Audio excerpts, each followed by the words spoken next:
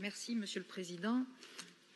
Ce n'est pas une lubie de la Corse, ce n'est pas une lubie de l'exécutif, c'est bien un constat partagé par l'ensemble des socioprofessionnels, l'ensemble de la société civile, qu'il a été décidé d'une autre méthodologie.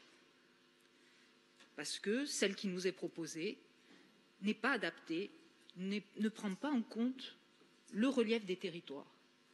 Pas seulement celui de la Corse, mais les autres régions aussi ont fait les mêmes remarques. Le nôtre, évidemment, il l'est encore moins. Le phénomène de l'insularité, vous l'avez dit, on l'a dit, a accentué cette crise.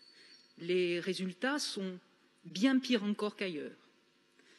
Donc, le choix qui a été fait nous semble, et qui a été fait unanimement, après consultation, nous semble le bon choix, la bonne méthode. Qu'est-ce que l'on peut reprocher? On peut reprocher sans doute, comme l'a dit tout à l'heure le Président, qu'il n'est déjà plus adapté. Ce qui était vrai en mars dernier ne l'est plus forcément aujourd'hui et le sera encore moins demain, parce que la crise ne va pas s'arrêter. Il peut y avoir peut-être, malheureusement, un autre confinement pendant l'hiver, et nous ne savons pas comment nous allons sortir de cette crise. Donc nous voyons bien que c'est un phénomène évolutif et qui demande beaucoup de modestie, et nous ne pouvons, personne n'a la certitude de quoi que ce soit. Donc quand cette méthode a été choisie, c'est bien pour une raison. C'est faire en sorte que nous cherchions ensemble, que nous recherchions ensemble la plus grande efficacité. La plus grande efficacité pour traiter tous les maux qui sont ressentis aujourd'hui par notre population, par nos entreprises.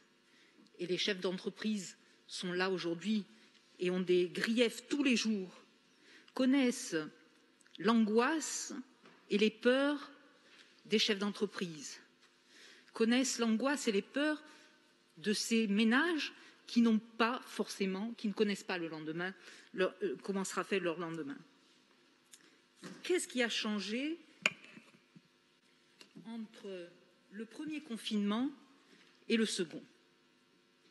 Premier confinement, les régions étaient en première ligne politiquement. On ne va pas rappeler l'épisode des masques, l'épisode des tests, etc.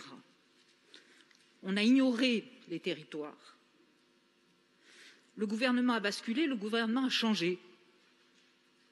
Et Jean Castex est arrivé en disant « Je suis le Premier ministre des territoires ». Eh bien, nous disons aujourd'hui « Concrétisez vos intentions, c'est le moment. Faites en sorte que ce que vous avez promis, vous puissiez le mettre en exécution. » Donc on attend.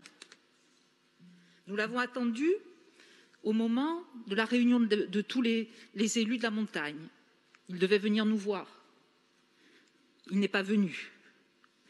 Nous l'avons attendu, le président de l'exécutif avait rendez-vous avec lui 2 ou 3 jours après la fameuse réunion que vous évoquiez ce matin dans les journaux. Il a fait faux bond. Alors où passe le Premier ministre? Où est le gouvernement? Comment s'intéresse-t-il au territoire? Donc vous voyez bien que les choses ne sont pas que dans un seul sens. Vous faites le défenseur de l'État, c'est votre position. L'État est très souvent absent. Très, très souvent absent.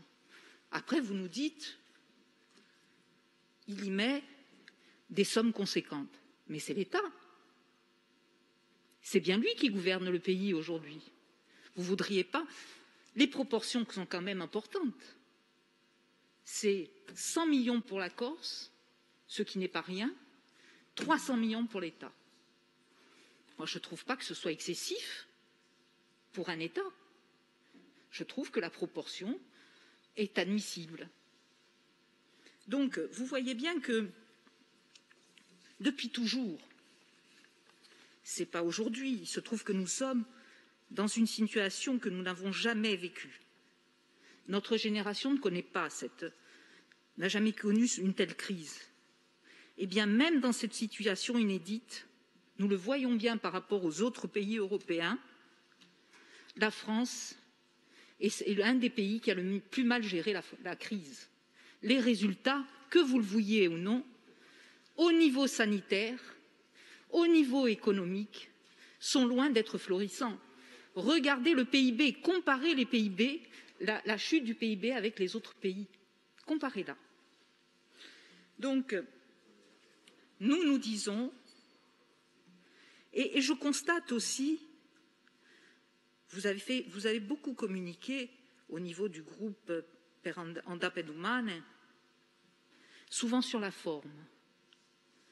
Je trouve un écart, et tant mieux, parce que nous espérons en tous les cas que, comme chaque fois qu'il a fallu discuter à Paris pour des choses fondamentales pour notre pays, nous avons su faire bloc. Il ne faudrait pas, c'est dommage. On a l'impression quand même que le pèlerin qui marche vers le fauteuil qui est occupé par le président de l'exécutif devrait quand même déposer son bâton au pied de cette porte, parce que nous devons discuter dans la plus grande sincérité. Dehors, ce sont des Corses qui sont, pour beaucoup, en grande difficulté. Nous avons besoin d'un débat serein, sincère. Donc, essayons d'être à la hauteur de ce débat. Pour notre part, il y a un point sur lequel nous voulons insister. Évidemment, toutes les mesures sont importantes.